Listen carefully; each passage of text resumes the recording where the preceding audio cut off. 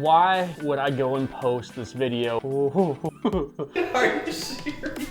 Welcome back, tech heads. So I am going to attempt the impossible. Also, it's 1,000 degrees in my room and I'm doing this for you guys, so my buddy George asked me to fix his shattered Apple Watch, and this thing is like completely mangled. So I have never ever actually done this before, and according to Jerry Rig Everything, 99% of people will actually fail at this and ruin the Apple Watch. So that makes me feel confident.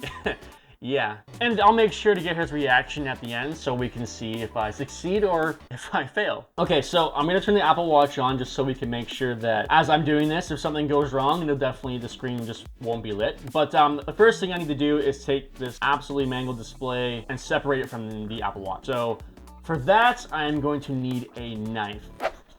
Kitchen knife. Sorry, Mom. I'll try not to ruin it. Too bad. But we're gonna need to use this. So I guess the first thing, man, am I nervous to do this because I really don't want to screw it up. Okay, so I've got to get underneath in between where the glass is. So the hard part about this is I don't want to get in too far because I'll probably just break the display, and that's obviously the last thing we want to do. So let's try the X-Acto knife instead because this kitchen knife is not, and mind you, the blade on this thing is absolutely atrocious too, but we'll give it a go. All right. Oh, okay, so I've definitely got inside of the display. I am gonna take my time and I'm gonna try to slowly slice all the way around. I don't wanna go in too far. So it's fun because I messaged George because I thought this was gonna be a simple, quick fix, which I found out later that it isn't. So I let him know, like, hey, like, this is not, I could definitely screw this up. Do you still want me to do this? Because I paid 20 bucks for this replacement glass right here. If I want to get an entire new display, it's gonna cost like $200-300 bucks, which is almost the same amount as the watch. So I was like, do you really want me to go and do this? Because I could probably screw this up. And with good faith, I was like, no, I trust you. I think you can do it. So thank you, George, for the confidence boost. But oh man, I definitely just ruined this. Oh no.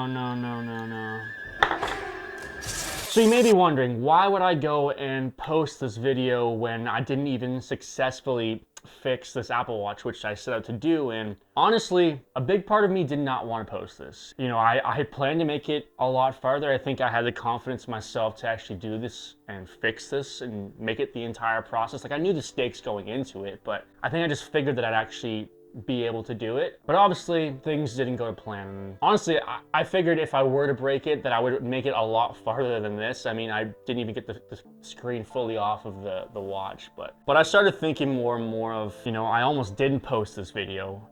You may be wondering, well, why? Well, why would I post this video? And the reason actually has a lot more to do with my channel than I even ever realized. And I figured it was better for me to share with you guys the reason for this video, but also the why of why my channel even exists. This is something I never would have even tried to attempt in the past for obvious reasons, because it's risky and you can ruin things like this, especially when it's not even mine, which sucks, because now I've got to go show George this and, you know, kind of explain, you know, that I'm sorry. But look, I have always been such an anxious, self-conscious, not very confident person in a lot of ways. In the last couple of years especially, it's been very difficult for me.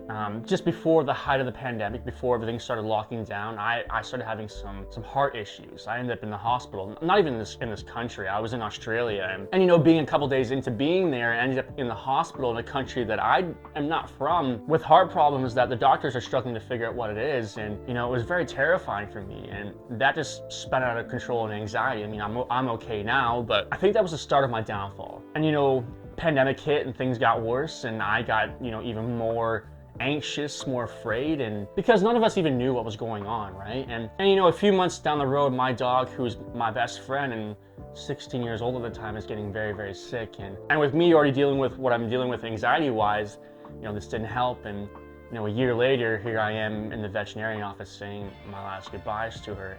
And I think after leaving the veterinarian office that day, you know, saying my goodbyes, I walked out that day and said, there has to be more. My whole life, I've tried to play it safe and check off the boxes and do everything that I'm supposed to be doing. Follow the right path, as we're all taught when we're younger. And, you know, it just went to show me that you can do all those things, check all the boxes, do all the right stuff, but sometimes life just will fall apart anyways, or so it seems. And I left thinking something has to change in me, something snapped in me, and do something, take that grief and turn it into something, but also look at the way I've been living, what I've been afraid to do, and look at my life, look at my future, and say, I can do more than just hide in fear all the time. And so YouTube came into the picture. YouTube was just something that I thought about in the past of starting, and a lot of people who I look up to are actually YouTubers themselves, like MKBHD, which I'm assuming you might all know, but I landed on a podcast that actually kind of spoke into my situation and brought out this idea for YouTube again and really encouraged me in it. And I thought, here I am living in fear my whole life. This is an avenue that I can go that's way out of my comfort zone. Because first of all, I want to start this, but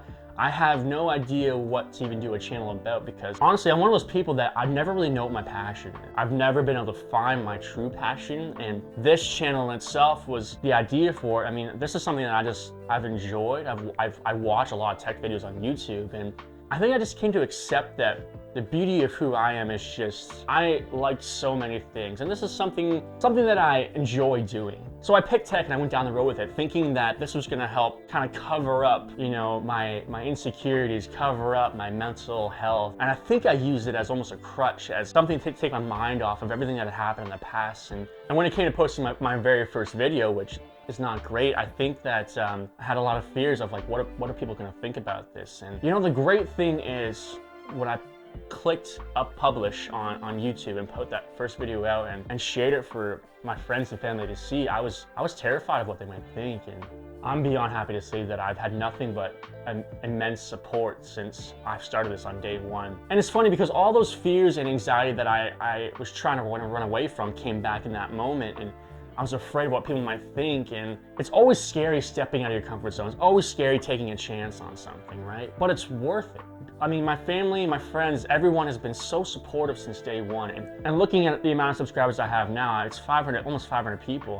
I'm grateful for every single one of you, because you're part of my journey. You're part of my story of healing and trying to embrace who I am. But the thing to remember too is, when you're taking a chance on something and stepping out of your comfort zone, is there will be pitfalls. And I think I hit a point where I was trying to run so hard at this and put such expectation on myself that, you know, my channel obviously isn't huge, and I think I hit a wall where it was like, maybe I should quit. Maybe I should take the easy way out. Maybe I should stop doing this. Maybe people just don't like my tech videos. I think I was trying to be so perfect at being the perfect tech guy, to be the MKBHD, to be the Mr. Who's the Boss, to be Linus Tech Tips. But I've come to realize that I'm not them. I'm me. I'm Blake. I am Time for Tech. I am a different channel. I'm so much more different. And I never would have known that if I never took that one chance at trying something that I didn't know how to do and step out of my comfort zone. So I made a choice then that I looked at my channel, looked at the purpose of what I was doing, and I didn't really know why I had started this. I just knew I needed to take my mind off of everything that had happened. But what I didn't realize is it really gave me an avenue to grow. I look at my videos now and even doing this, but I feel so much more confident than I ever have. I've taken a lot more risks than I ever have. I don't think you ever really escape some of your mental health problems. I think you just learned how to live with them, learn how to incorporate them, learn how to grow from them. And this video was meant to be something perfect, that I wanted it to be perfect. Like, I put so much work into all my other videos, and I wanted this one to be the exact same way. But I'm not perfect. Obviously, I'm not. And I wanted to show you that I am just a regular person starting a YouTube channel, and 500 people right now, or close to it, subscribe to me and want to watch more. And that means the world to me. But I never would have known if I had never taken the risk. And sometimes things flop, like obviously this does. And I think it's what we're so afraid of. We're so afraid of being broken and shattered. But I looked at this and said, I want to try. And it sucks, obviously. And I'm kind of surprised for George that hopefully we'll fix all of this. And you know, I feel disappointed in myself that I didn't actually get to succeed in this, but I learned so much from even just trying this, and it's something that I want to try again. I'm not afraid of trying this again. I'll just have a different method of going about it. So really what I'm trying to say is, my channel is meant to be more than just tech. I want it to be tech, which is I enjoy, it's my hobby, but I also want it to be a lot of me, and I really want people to know that I'm not perfect. And if you're not perfect, you're welcome here too. Heck, if you're perfect, you're welcome here too. If you think you're perfect, come on, hang out. Because I just want to hang out with you guys. I just want to try these things, talk about tech, show you how you can enjoy your tech, and hopefully inspire you guys that your mental health doesn't have to control you. That the things that you feel are your burdens can sometimes be your greatest successes. Like, what was controlling me and holding me back is what pushed me to create something that I'm so proud of. So that's why I posted this video, because I really wanted to take a shot at this. I really wanted to show people that I'm not perfect, that the risk is worth taking. Even if you mess up, it's okay. I learned from this, and being authentic and being okay with your imperfections is what makes us beautiful as people. So now it's time to go and show George his Apple Watch and tell him that I ruined it. So hopefully he's not too upset. I am willing to help pay some money and fix this. Let's flash forward to what I'm giving to him and see his reaction. So What's happening? So you're not, I'm going to fix your Apple Watch, right? Did you break it? Yeah, bro. Are you serious? I didn't make it very far at all, and then the display broke. But I gave you the other one. Keep that. You can sell it. So This one is worse. Look at it. It's like a little baby. It's setting up. I just for a sell baby. it. You can make money. I put all my trust in you. That's what I was saying. So take it, sell that one, buy a new What are we one. gonna do with this one? I don't know. I figured give it back to you as a souvenir. I'm not the one you should be worried about.